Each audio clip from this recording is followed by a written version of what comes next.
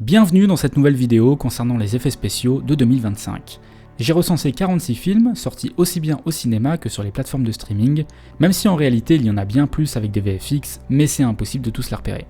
Cette année nous avons un top 6, c'est-à-dire qu'il y a seulement 6 films qui m'inspirent une réflexion particulière concernant leurs effets spéciaux. Mes tops mettent en avant mon point de vue, par définition subjectif, qui tente d'évaluer la qualité des effets spéciaux, pas seulement par leur prisme technique, ou leur capacité à être photoréaliste, mais aussi et surtout par la manière dont ils sont mis en scène et s'intègrent à l'histoire.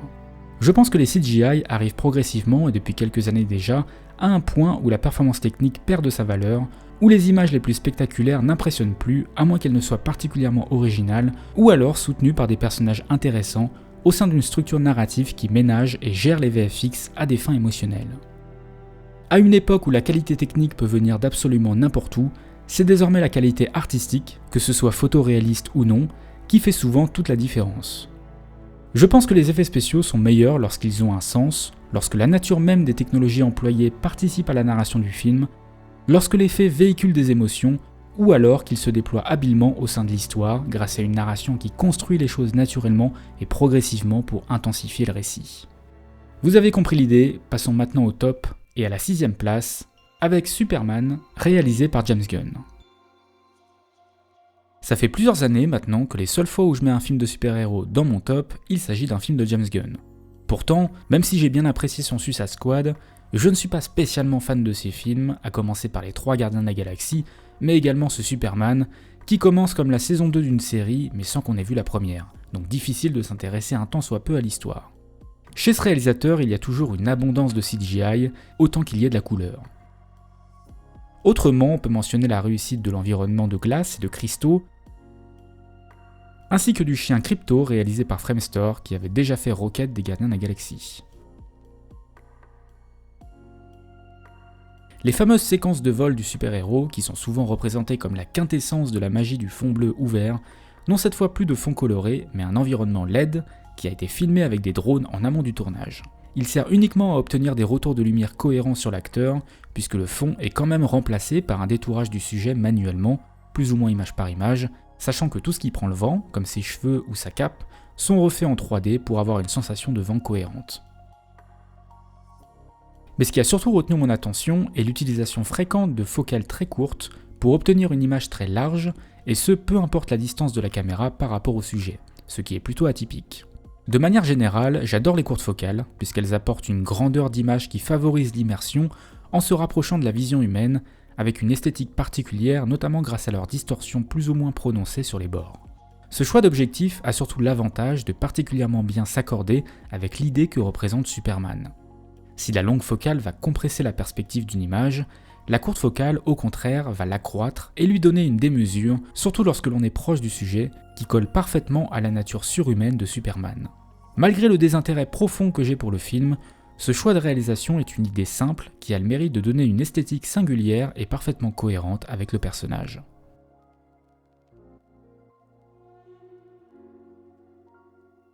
En 5ème place, Mickey 17, réalisé par Bong Joon-ho. Le réalisateur coréen met à nouveau en scène des créatures après The Host et plus récemment Okja, et comme toujours ça fonctionne merveilleusement bien, il y a même un petit côté Nausicaa de la vallée du vent réalisé par Miyazaki, dans leur silhouette, dans leur nombre et dans leur caractérisation. J'aime beaucoup la simplicité avec laquelle il filme les créatures, sans mettre en avant 1 milliard de détails spectaculaires, comme si les créatures pouvaient exister, qu'il s'agissait de cafards géants qui vivent leur vie et ne font en réalité rien d'extraordinaire dans leurs mouvements. Ces créatures donnent du corps et de la chair à une critique globale du film sur la colonisation, menée par des dirigeants qui transforment l'humain en chair à canon au profit de l'économie et d'une reproduction sélective de l'espèce humaine, avec notamment un Mark Ruffalo qui s'amuse à jouer un Trump de l'espace. On a également plusieurs environnements spatiaux, mais le plus important concerne la planète polaire qui est tournée en studio avec des fonds blancs ou gris pour être dans un jus lumineux cohérent aussi bien pour l'intégration et l'interprétation des acteurs dans l'environnement 3D, avec parfois des fonds bleus lorsqu'ils se retrouvent sous la glace par exemple. Sans oublier bien sûr le dédoublement de Robert Pattinson qui permet d'enrichir les différentes facettes de sa personnalité. Je trouve que l'originalité de l'histoire, la qualité des VFX et la personnalité de son réalisateur en font une œuvre singulière qui vaut le détour.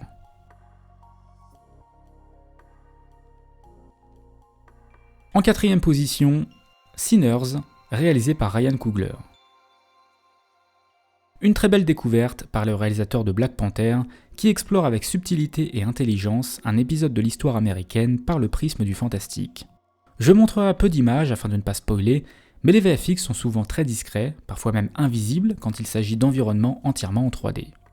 Ils ont l'avantage de bénéficier d'une esthétique particulière puisque le film a en partie été tourné en IMAX, en vrai IMAX, donc avec une pellicule 65 mm, ce qui implique une attention particulière à la profondeur de champ, à la distorsion et bien sûr à la taille de l'image qui est gigantesque.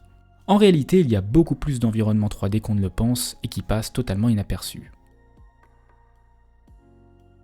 L'effet principal concerne bien sûr l'acteur Michael B. Jordan, qui doit également incarner son jumeau à l'écran, ce qui implique plusieurs techniques, comme l'utilisation d'une doublure pour les plans avec amorce, le split screen tout simple lorsque la caméra est fixe, un split screen beaucoup plus complexe lorsque la caméra est en mouvement et doit alors utiliser un système de motion control, et enfin une doublure numérique lorsqu'il y a un contact entre les deux avec une grande lisibilité de leur visage.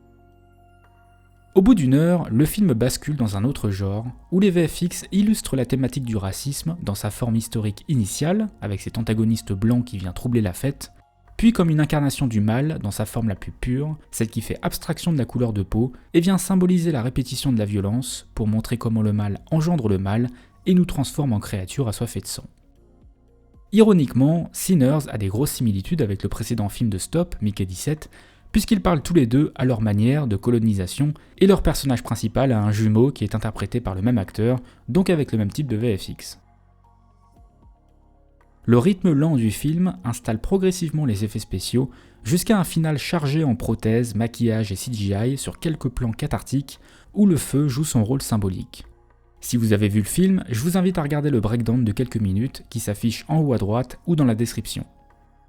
Sinners est un film passionnant avec différents niveaux de lecture et des VFX qui illuminent, au sens propre comme figuré, les thématiques de l'histoire.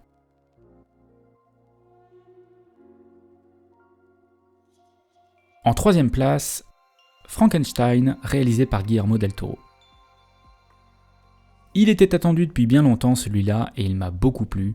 Le résultat est magnifique, aussi bien dans l'histoire, dans la mise en scène que dans les effets spéciaux, où l'on compte à peu près 1200 plans VFX.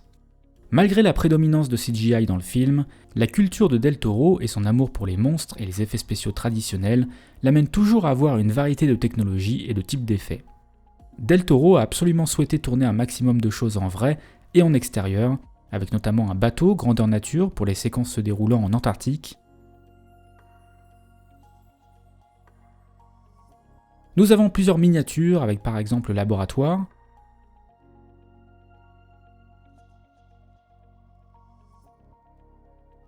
certaines explosions réalisées en vrai sont tout de même en grande partie remplacées numériquement. Les animaux en CGI, l'ébauche de la créature réalisée partiellement en marionnette ou entièrement numériquement, participent entre autres choses à nourrir toute la richesse visuelle de l'œuvre, particulièrement fidèle au livre dans mes souvenirs. Dans cette histoire fondamentale d'un homme qui crée son œuvre en se prenant pour Dieu, on peut y voir une allégorie de la création artistique, où l'esthétique très affirmée de Del Toro, avec parfois une lumière presque irréelle, comme sur ce plan où l'emplacement du soleil n'est pas cohérent avec le plan filmé, reflète une volonté de contrôle absolu sur les images pour leur donner une certaine forme de beauté et de perfection, comme Frankenstein tente de le faire avec sa créature. Comme d'habitude, Del Toro excelle dans la capacité à créer de la vie à l'image, à apporter de l'humanité dans l'inhumain avec une grande sensibilité.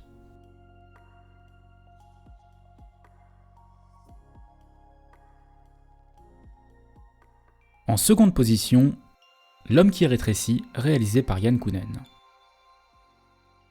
Je n'ai pas lu le livre, mais j'ai vu le premier film réalisé par Jack Arnold en 1957, et on peut dire que cette nouvelle version de l'histoire reçoit un très joli lifting numérique pour représenter les différences d'échelle, et surtout pour rétrécir Jean Dujardin. Les deux acteurs majeurs de cette réussite technique et artistique sont les studios français Spline et MacGuff. Sur le tournage, dans un premier temps avec Spline, une photogrammétrie des différents décors est effectuée pour obtenir leur version 3D de manière simple et rapide. Dans un second temps, au moment du tournage sur fond bleu, un premier compositing basique est réalisé en temps réel en incrustant à la place du fond bleu l'environnement 3D issu de la photogrammétrie, qui suit le mouvement de caméra de manière à visualiser immédiatement le résultat. Et enfin, dans un troisième temps, sur plus de 300 plans, Spline utilise son propre système de tracking, Flynn, développé spécialement pour le film, qui va réussir à recréer le mouvement de caméra d'un plan précédemment filmé sur fond bleu, tout en adaptant son échelle de mouvement, afin de filmer un vrai décor à incruster derrière l'acteur. Même si certains environnements sont quand même entièrement en 3D pour quelques plans. C'est ensuite au tour de MacGuff de gérer les VFX et donc de mélanger les prises sur fond bleu avec les prises de la caméra miniaturisée en motion control, ou bien d'intégrer un environnement 3D. Il y a ensuite une multitude d'éléments, à commencer par la fameuse araignée que l'on découvre à différentes échelles. Au premier abord, on pourrait se dire que les VFX de ce film sont très classiques, vus 1000 fois et plutôt basiques par rapport à toute la complexité de certaines séquences en CGI que l'on peut voir dans d'autres films, mais en fait en ce qui me concerne, j'ai exactement le sentiment inverse. Avant même de voir le film, je savais qu'il serait dans le top, car la simplicité apparente de ce type d'effet permet finalement de revenir aux sources des effets spéciaux et de l'histoire du cinéma, en réactualisant la grammaire technique et visuelle de cet effet grâce aux outils numériques d'aujourd'hui. Et justement, les différences d'échelle sont pour moi le type d'effet le plus récurrent, le plus fascinant et le plus important de l'histoire du cinéma. Ce n'est pas pour rien si L'homme qui rétrécit rend ouvertement hommage à Georges Méliès dans son générique de fin. Les VFX sont au centre de l'histoire tout en étant extrêmement ludiques pour le spectateur, avec également un travail sur le son, les décors et surtout la mise en scène, qui permettent de remettre en perspective la petitesse de l'homme face au cosmos. Dommage que la voix off soit un peu trop pompeuse et trop explicative sur les notions philosophiques de l'histoire, même si ça aurait pu être incarné dans une évolution psychologique du personnage à mon avis. Cependant, L'homme qui rétrécit est une des rares histoires qui explore la condition humaine avec des effets spéciaux universels et intemporels, ce qui lui permet le luxe de donner du sens à la performance technique.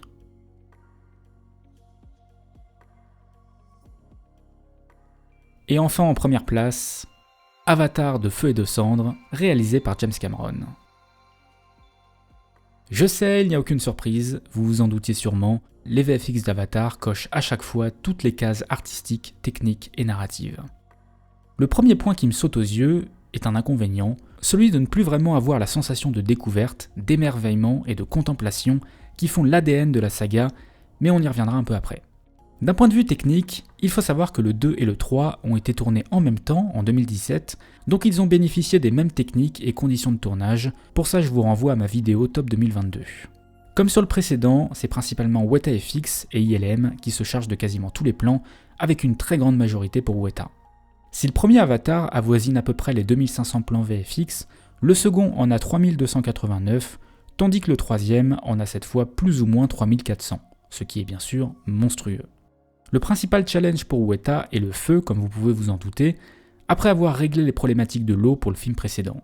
Ils ont mis en place un nouveau solver pour simuler le feu de manière physiquement plus réaliste, tout en permettant un meilleur contrôle artistique selon les besoins. Ce qui veut dire que la plupart des évolutions technologiques se jouent finalement en interne, dans la capacité de Weta à optimiser leur pipeline, à simplifier des processus et accélérer des tâches, le tout sans IA générative, au cas où certains se poseraient la question. Et c'est en réalité tout l'enjeu des VFX dans les années à venir. Maintenant que l'on peut fabriquer cette qualité d'image, comment peut-on le faire de manière plus rapide et plus facilement ? La seule IA que Weta utilise n'en est pas vraiment une, puisqu'il s'agit de machine learning, c'est-à-dire d'un apprentissage numérique en local, notamment pour la performance capture, afin que les muscles du visage, par exemple, s'exécutent et s'enchaînent conformément selon des données analysées de l'acteur pour mieux traduire son jeu, même si l'intervention des animateurs est toujours nécessaire. La 3D relief du film est absolument parfaite, comme sur les précédents. J'avais déjà vanté les mérites de cette technologie la dernière fois, donc je ne vais pas revenir dessus, d'autant qu'il y a de très grandes chances pour que je fasse une vidéo sur le relief dans le courant de l'année ou au pire l'année prochaine, étant donné qu'il s'agit d'une technologie qui me passionne depuis très longtemps, qui est très souvent incomprise, je trouve, et dont j'ai plein de choses à analyser et à expliquer sur le sujet. Si j'accorde autant d'importance à Avatar, c'est parce qu'il s'agit de la seule saga mythologique au cinéma de ces 15 ou 20 dernières années qui réussit à donner du sens à une quantité astronomique et inégalée de numérique. D'abord un sens de l'émerveillement, qui tend toutefois à disparaître avec ce troisième film, un sens mythologique et profondément universel qui réussit à faire déplacer en salle les gens qui ne vont jamais au cinéma, et bien sûr un sens spirituel dans notre rapport à soi, à l'autre et à l'environnement, qui cherche à se matérialiser par l'expérience cinématographique en convoquant la qualité des CGI, le relief et le 48 images par seconde, comme un rapprochement physique et sensoriel entre le spectateur et l'histoire. Le plus gros problème selon moi est qu'initialement, Le 2 et le 3 étaient un seul et même film qui ont été séparés pour davantage développer les nombreux arcs narratifs. Si l'intention est louable et même réussie sur plein d'aspects, je pense que la restructuration des deux films me semble un peu forcée, artificielle et surtout très déséquilibrée. Le second film est plus rigoureux et efficace dans son écriture, tandis que le troisième semble limité par le temps alors qu'il dure déjà 3h17. J'aurais également aimé que le traitement de certains personnages principaux soit plus radical, qu'il y ait plus de tragédie pour que la violence s'incarne davantage à l'écran par rapport à la thématique de l'histoire. Et également une fin qui soit moins expéditive avec une conclusion plus affirmée, étant donné qu'il est censé clore une sorte de trilogie. Mais là où Avatar 3 apporte quelque chose de très intéressant, est qu'il tente de questionner la nécessité du combat, que ce soit dans l'évolution de Jake Sully entre le deuxième et troisième film, ou bien dans l'état d'esprit des Tulkun. Faut-il fuir ou se battre ? Doit-on forcément régler les conflits par l'usage d'armes à feu ? Faut-il faire couler le sang ou au contraire stopper l'hémorragie ? Une question qui prend d'ailleurs la forme symbolique d'une scène où Jake ne retire pas complètement une flèche qu'il a prise dans la jambe en expliquant qu'il veut stopper l'hémorragie, alors qu'un peu plus tard, Quaritch, son alter ego, va justement arracher une flèche de son bras et donc laisser couler le sang. Par conséquent, la grande question du film serait « Faut-il combattre le mal par le mal ?» Une question qui résonne avec les conflits mondiaux actuels, tout comme dans la question écologique, où Avatar a paradoxalement besoin de polluer à sa manière pour représenter une civilisation utopique sophistiquée. D'ailleurs, sur ce dernier point, je pense qu'il y a deux façons de voir Avatar.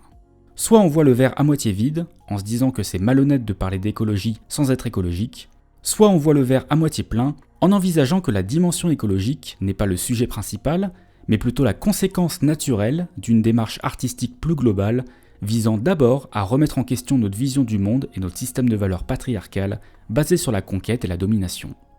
Et chacun peut bien sûr se faire sa propre opinion. Peut-être qu'un jour je ferai une vidéo sur les scénarios des 3 premiers films pour éventuellement vous faire redécouvrir Avatar sous un nouvel angle si vous trouvez que ça ne raconte rien. Il y a en réalité beaucoup de points sur lesquels on peut réfléchir et approfondir. Pour conclure, si vous souhaitez une autre raison qui me pousse à considérer les VFX d'Avatar comme étant au-dessus de la mêlée, c'est aussi parce qu'ils sont réalisés avec un état d'esprit qui est en cohérence avec le propos des films. Au fond, Avatar parle avant tout d'humanisme, de l'importance de l'empathie et de comprendre le monde qui nous entoure de la même manière que Weta doit comprendre comment fonctionne le monde pour pouvoir le recréer. Quels muscles se mettent en mouvement sur un visage lorsqu'il y a un sourire ou un froncement de sourcils ? Pourquoi lorsque l'on expire sous l'eau, les bulles se forment et remontent à la surface de cette manière ? Comment fonctionne la gravité, la résistance, l'inertie, les matériaux et la lumière sous l'eau ? Quelles sont les différentes étapes d'une explosion ? Ou les différents composants d'un feu ? Comment se comporterait la luminosité de l'image si une vraie caméra filmait la scène à cet endroit avec cette lumière ? À quoi ressemblent les mouvements d'un volatile lorsqu'il s'envole ou atterrit ? Toutes ces questions ne sont pas devinées, mais minutieusement étudiées d'après le monde réel, avec une certaine liberté artistique évidemment. Et si c'est bien sûr l'état d'esprit que tous les studios VFX adoptent lorsqu'ils sont amenés à créer des images photoréalistes pour n'importe quel film, avec Avatar c'est forcément différent puisque les films incarnent cet esprit, du scénario jusqu'au VFX, en passant par le tournage. Tous les costumes et accessoires dans le film ont été conçus et fabriqués à la main avant d'être scannés numériquement. Si Cameron tenait absolument à faire de la performance capture sous l'eau, malgré le scepticisme général, c'est bien pour adhérer pleinement à cette quête de vérité qui implique de parfaitement comprendre le monde qui nous entoure pour mieux le représenter et le ramener à la conscience grâce à l'universalité du mythe et de l'imaginaire. Voilà pour ce top 6 2025, je n'ai abordé qu'une poignée de films de manière succincte car je n'ai pas le temps d'en parler pendant des heures, mais bien sûr il y a eu plein d'autres poids lourds dans l'année comme Better Man, Paddington 3, Le Dernier Mission Impossible, Lilo et Stitch, Dragon, F1 qui est assez impressionnant en montrant presque toujours des voitures entièrement remplacées en 3D, Jurassic World, Les 4 Fantastiques, Tron ou encore Wicked, chacun ayant de très bonnes choses à montrer mais qui ne m'inspirent pas grand chose. En tout cas, merci d'avoir regardé la vidéo, j'espère qu'elle vous aura intéressé. Comme d'hab, n'hésitez pas à me dire dans les commentaires quels sont les VFX qui vous ont interpellé en 2025. Quant à moi, je vous dis à la prochaine.